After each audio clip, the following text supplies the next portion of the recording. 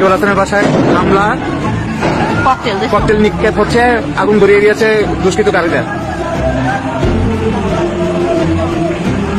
গতকাল রাতে বিশ্বের 1 নম্বর অলরাউন্ডার সাকিব আল হাসানের বাড়িতে ককটেল ফুটিয়ে তার বাড়িতে আগুন জ্বালিয়ে দেওয়া হয়, যেটা খুবই ন্যাক্কারজনক একটা ঘটনা।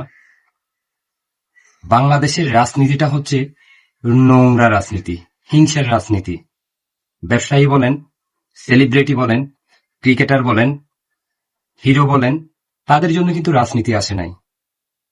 তারা আস্তে আস্তে কষ্ট করে যে ক্যারিয়ারটা গড়ে তোলে, তারা রাজনীতিতে যখন জড়িয়ে যায়, যতদিন ক্ষমতা থাকে যে দল, ততদিন তারা ভালো সুযোগ সুবিধা নিতে পারে। এরপরে কিন্তু তাদের করুণ অবস্থা হয়।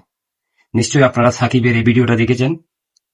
ঠিক তেমনি ঘটনাটা মাশরাফির সাথেও হয়েছে, সেটা যে দলের হোক। বাংলাদেশে অনেকগুলো দল আছে, আপনি যে কোনো একটা দলের সাথে জড়িয়ে যাবেন, মনে করবেন আপনি পাটার বলি হয়ে যাবেন। কারণ আপনার ক্যারিয়ারটা যখন আপনি রাজনীতিতে যোগদান করবেন, তখনই আপনার ক্যারিয়ারটা ধ্বংস হয়ে যাবে।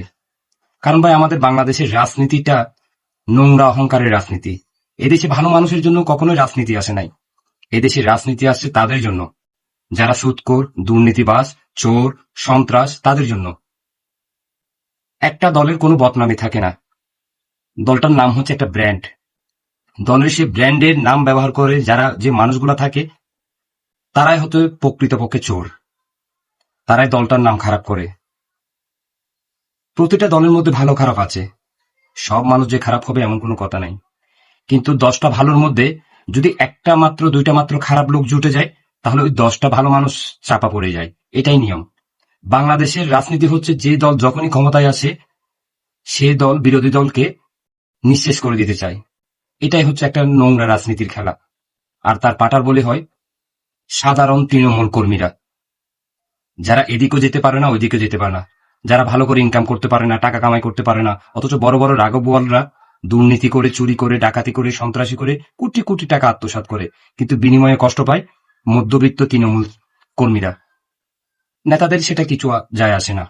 কিন্তু অনেক অনেক ভালো নেতারা আছেন, যারা আদর্শের রাজনীতি করে, যারা দলকে, আদর্শকে ভালোবেসে রাজনীতিতে থাকে, কিন্তু তাদের কোনো মূল্যায়ন নেই। রাজনীতিতে মূল্যায়ন আছে তাদের, যাদের অর্থ আছে। সেজন্য যারা খেলোয়াড় আছেন, যারা সেলিব্রিটি আছেন, যারা হিরো আছেন, যারা ব্যবসায়ী আছেন, যারা মধ্যবিত্ত ফ্যামিলির ছেলেরা আছেন, তাদেরকে রিকোয়েস্ট করব, ভাই রাজনীতিতে জড়াইয়েন না। রাজনীতিতে কিছুই নেই, আপনার ভবিষ্যৎ পুরাই অন্ধকার। যখন যেই দল বিরোধী দল থাকবে, তার জন্য আপনি আন্দোলন করবেন, সংগ্রাম করবেন, রক্ত দিবেন, জেল খাটবেন,